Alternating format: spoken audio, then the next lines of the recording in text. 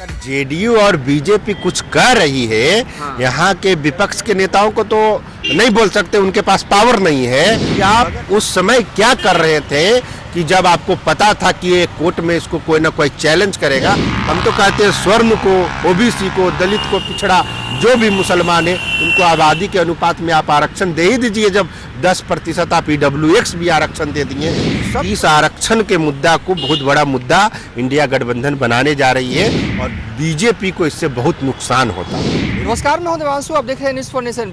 लोकसभा चुनाव के बाद बिहार में नेता जो हैं वो बिसात बिछा रहे हैं बिहार विधानसभा चुनाव 2025 को लेकर, और इसी कड़ी में हाईकोर्ट का अचानक जो है वो आरक्षण को लेकर जो फैसला आता है, उसके बाद तमाम राजनीतिक पार्टियां जो हैं अपने अपने हिसाब से आरक्षण को लेकर जो है वो राजनीति जो है वो कर रही हैं। इस वक्त हमारे साथ बात करने के लिए बिहार के युवा दलित नेता अमर पासवान जी होंगे। तेजस्वी यादव कहते हैं कि बीजेपी आई, आरक्षण का लाभ चला गया, ये तेजस्वी यादव का बयान है। तो सबसे पहले मैं आगे भी सवाल पूछूंगा, सबसे पहले मैं ये पूछना चाहता हूँ, क्या तेजस्वी ने जो कहा वो सही था कि बिहार में बीजेपी सत्ता में फिर से लौटी इसलिए आरक्षण चला गया? आप क्या मानते हैं? देखिए, जहाँ तक तेजस्वी यादव जी कह रहे हैं, उस समय महागठबंधन की सरकार थी। नीतीश कुमार जी हमारे जो मुख्यमंत्री अभी हैं और तेजस्वी यादव जी, दोनों जाति जनगणना इन लोगों ने करवाया और फिर जातीय जो में जनगणना बढ़ोतरी हुई, इन लोगों को पता चला कि बहुत सारे लोग गरीब हैं, उनके पास नौकरी नहीं है, उनका परिवार कष्ट में है, तो इन्होंने आरक्षण को बढ़ाया। उस समय तो तेजस्वी जी और नीतीश कुमार थे, ये तो सही बात है, ये लोग सबको जानते हैं। और सर्वसम्मति से बिहार विधानसभा में भाजपा भी थी, उन्होंने पास करवाया।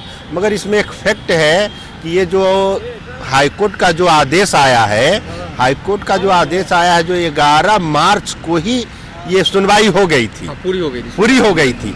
मगर इस सुनवाई को इसलिए ये पूरे आदेश नहीं दिया गया कि आरक्षण अगर वास्तविकता में अगर उस समय अगर ये आता जजमेंट, ये फैसला कि बिहार में जो 65% आरक्षण दिया जा रहा है, जो 15% बढ़ा है, उसको हटा दिया जाएगा, तो मैं कहना चाहूँगी कि बीजेपी को इससे बहुत नुकसान होता, एनडीए गठबंधन को बहुत ज़्यादा नुकसान होता।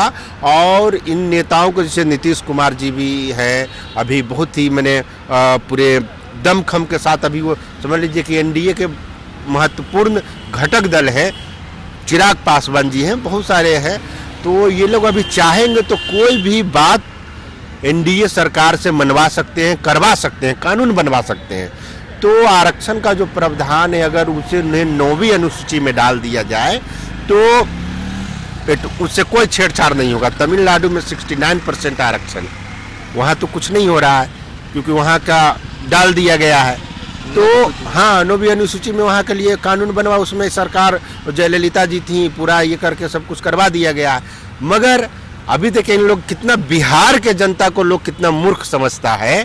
पहले कह रहे थे कि आरक्षण के साथ कोई खिलवाड़ नहीं कर सकता, बिहार के ही नेता है, यंग है, स्मार्ट है, डैशिंग, हम नाम नहीं लेंगे, वो कह रहे थे कि मेरे रहते हुए आरक्षण संविधान के पर, ये तो खत्म हो गया ना। अभी मान लिया जाए 1 लाख वैकेंसी अगर अभी आने वाली है बिहार सरकार में, तो उसमें 15,000 हमारा 15,000 जो सीट है, 15% जो SC ST OBC अति पिछड़ा का है, उसका सीट बढ़ता, 15,000 परिवार के लोग नौकरी करते, उनके सामाजिक, आर्थिक, शैक्षणिक विकास होता, वो आगे बढ़ते। मगर ऐसा तो अब नहीं होगा, तो घटा कितना।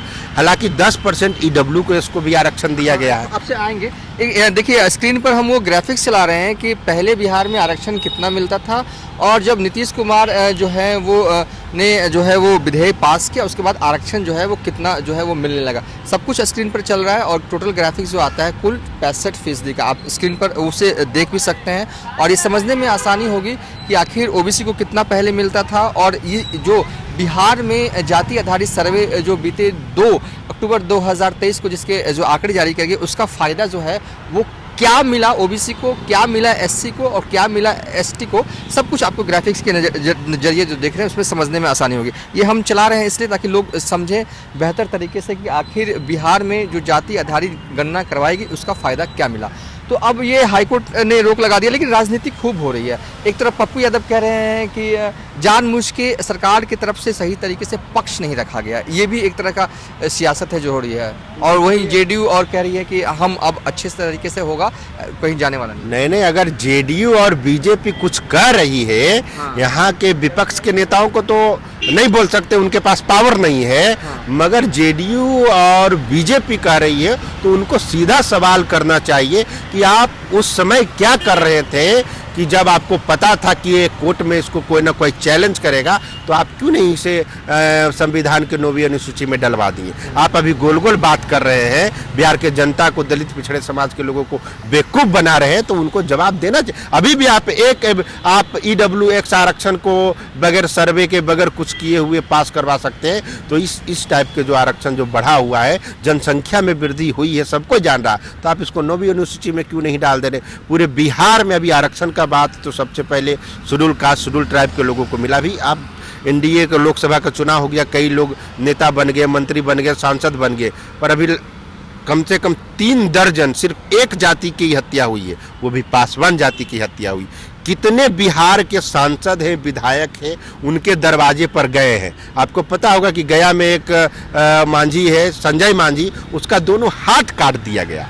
सोच लीजिए इस टाइप का डबल, और एक भी नेता उनके गांव नहीं गए, उनको देखने तक नहीं गए, और ऐसा कई घटना है जिसे गोली मार दिया जा रहा है, सब कुछ कर दिया जा रहा है। तो हम इन नेताओं से पूछना चाहेंगे जो आरक्षण की राजनीति कर रहे हैं, दलित की राजनीति करते हैं वो, और कहते हैं कि हम दलितों पिछड़ों के नेता हैं, आप कितने बार उनके दरवाजे पर गए हैं उनको न्याय दिलाने के लिए, उनका परिवार को आप मुआवजा दिलवाए हैं, ये आपको जवाब देना होगा। बिहार की जनता को ये तमाम जो लोग हैं ये मूर्ख बनाने का काम कर रहे हैं, ये इनको कोई मतलब नहीं है कि दलित का कैसे विकास हो। अगर जदयू चाहती कि आरक्षण के लिए पक्ष में है हम जाए, तो वो क्यों नहीं सड़क पे ये बीजेपी से मांग कर रही है। वो उनको मांगने में शर्म लग रहा है क्या? क्यों नहीं आप बीजेपी से कह रहे हैं कि आप इसको 9वीं अनुसूची में डाल दिया जाए? क्यों नहीं आप पार्लियामेंट से अमेंडमेंट करवा दे रहे हैं? आप बहुत सारे चीज़ों के लिए अमेंडमेंट करवाएं। अभी पूरा IPC आपने बदल दिया, अब BNC कर दिया है, आपने पूरा कर दिया कि भारतीय न्याय संहिता कर दिया, BNS कर दिया आपने।